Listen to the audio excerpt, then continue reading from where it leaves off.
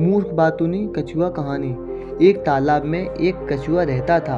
उसी तालाब में दो हंस तैरने के लिए उतरते थे। हंस बहुत हंसमुख और मिलनसार थे। कछुए और उनमें दोस्ती हते देर नहीं लगी। हंसों को कछुए का धीमे धीमे चलना और उसका भोलापन बहुत अच्छा लगा। हंस बहुत ज्ञानी भी थे। वे कछुए को अद्भुत बातें बताते, ऋषि मुनियों की कहानियाँ सुनाते। हंस तो दूर दूर तक घूमने कर आते थे, इसलिए दूसरी जगहों की अनोखी बातें कछुए को बताते। कछुआ मंत्रमुग्ध होकर उनकी बातें सुनता। बाकी तो सब ठीक था, पर कछुए को बीच में टोका टोकी करने की बहुत आदत थी। अपने सज्जन स्वभाव के कारण हंस उसकी इस आदत का बुरा नहीं मानते थे। उन तीनों की घनिष्ठता बहुत बढ़ती हुई दिन गुजरते रहते गए। एक बार बड़े जोर से सूखा पड़ा। बरसात के मौसम में भी एक बूंद पानी नहीं बरसा। उस तालाब का पानी सूखने लगा।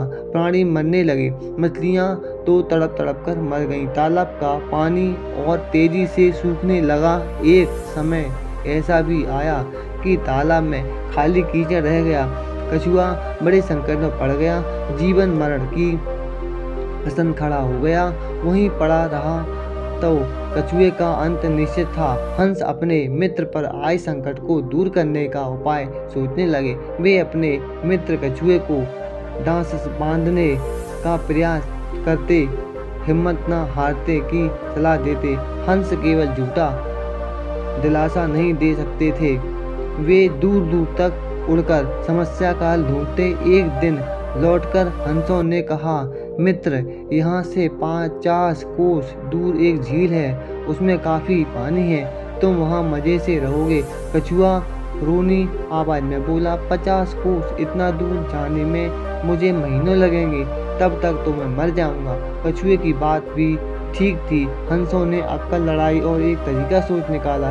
वे एक लकड़ी उठाकर लाए और बोले, मित्र, हम दोनों अपनी चोंच में इस लकड़ी के सिरे पकड़कर एक साथ उड़ेंगे।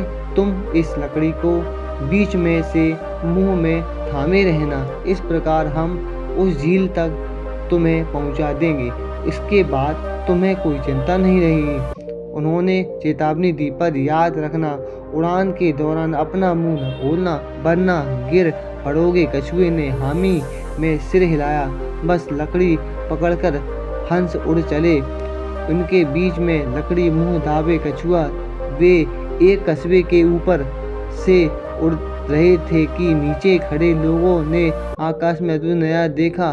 सब एक दूसरे को ऊपर आकाश का दृश्य दिखाने लगे। लोग दौड़ दौड़कर अपने छज्जों पर निकले आए।